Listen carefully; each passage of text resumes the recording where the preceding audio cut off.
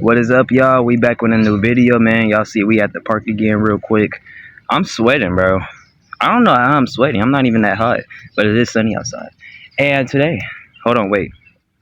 We are going to be talking about, wow, all this sweat, bro. I'm not even that hot. We're going to be talking about the ego, bro, because I realize a lot of people online, or really just most people in general, for real, don't really know what the ego is. Oh my gosh, it's sweat in my eyes.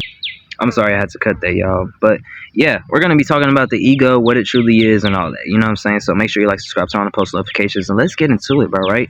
So from not just my intuitions, but also research, right? The ego literally is not... People think it's the chatter inside your mind, or it's the mind itself, or it's the brain, or, you know, stuff like that, right? But I like to kind of think of it in two ways, but also, you know, not separate those. One is what you identify with, and two is the lower parts of your mind, right? It's what you identify with, the lower parts of your mind. So your ego essentially always wants, or is always going to probably want to get rich, or it's going to want the idea to get famous, or to always work out. And then, you know, you use that egoic power to work out, you start feeling good and all that, but then it's like you start losing your motivation, and you know what I'm saying, because you're not working from the actual higher parts of yourself that gives the energy to the lower, to basically, you know, the lower parts of yourself, or aka the ego and chakras and all that, right?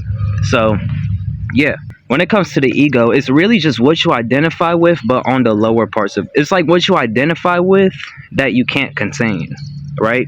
So if the ego is not the chatter inside your mind, then what is it? That's just you accessing the lower parts of your mind, because you can still be within the soul and spiritual realm with the ego. It's just what you identify with.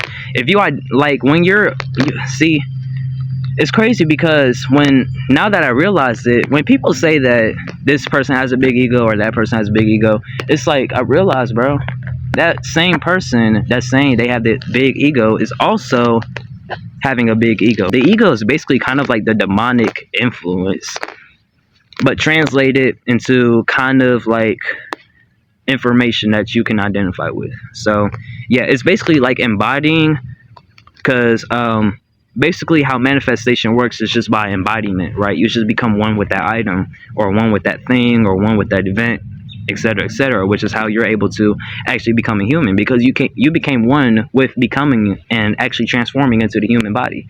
So yeah, when you start having a lot of thoughts in your mind too, right, that's not your ego. That is just you being really in tune with your mind, while also being very aware of it. Because some people always have a lot of chatter going on in their mind, but they're just not aware to perceive that, or they either have no chatter going on in their mind and they're just very aware and they perceive that, and that's when they start feeling bored, and you know, but then they start coming up with ideas because, you know, they're detached from their senses and all that, right? Now, the easiest way to detach with your ego, and I'm not saying that you shouldn't think the ego is, you know, the chatter in the mind, because you can think of it like that. But if someone's chatting about some good stuff, especially when they not identifying with something that they, you know, think they are, or they was just curious about something, and it's like, you know what I'm saying, that person ain't really got an ego, bro. You know what I'm saying? And not a lot of people have egos. Like, I realized I used to low-key thought I have a big ego, and I thought I would have to low-key detach from my ego a lot because I had a lot of chatter in my mind and blah blah blah, right? But I realized it was actually the stuff I identify with, and I don't really identify with anything. Like, even though I might say like I'm this person, and you know what I'm saying, I'm that person, it's like I'm not identifying with it. I'm embodying that. You see what I'm saying? So yeah, that is that. I'm not just lying about me being, because it's like when it comes to identifying, right? I could say that I'm a girl, but biologically I'm not a girl. You see what I'm saying?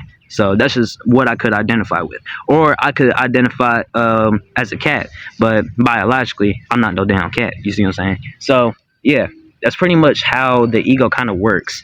It's basically lying. Like, it's basically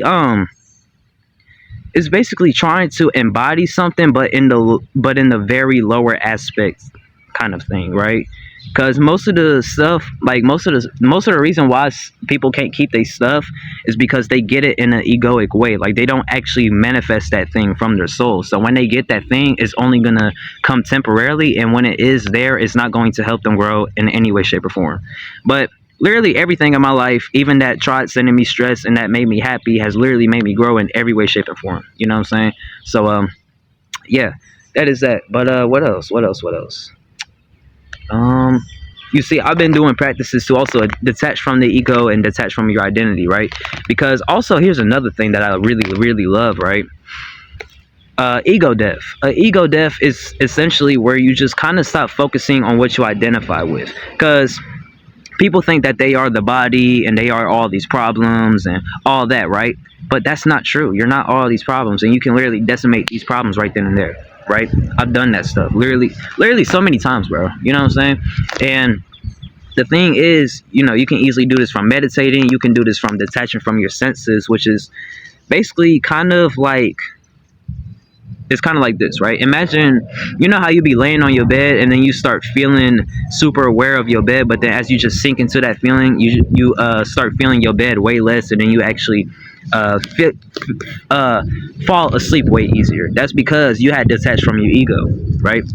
So it's kind of like that. It's kind of just bringing your awareness back to the soul, for real, for real. When you're doing practices to detach from the ego, you're literally just going back into the soul awareness. Because even though you can still technically have an ego within that state of awareness, if you're fully within your soul and spirit, you're not gonna have an ego. It's just as simple as that. You know what I'm saying? You're gonna, like, even if other beings think that you have an ego and stuff, as long as you're not identifying with the lower parts of yourself, that's really not your ego, right? It's kind of like, imagine the ego as the devil, and imagine embodiment as actually becoming one with that thing, like one with God, one with the soul, spirit, or just remembering that nature, right? So yeah, the ego is basically like the lower parts of yourself, but and how you identify with the lower parts of yourself, right? But embodiment is how you basically become one with stuff. So when most people are saying, when most people don't know about life, is that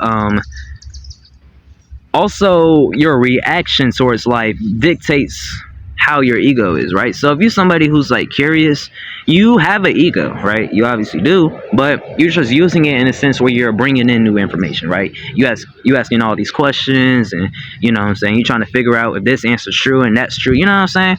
But if you're somebody who's like always contemplating, like, oh, is this really real? If am I ever gonna find out the truth? Or you're just like stressing about it, that's the ego, right?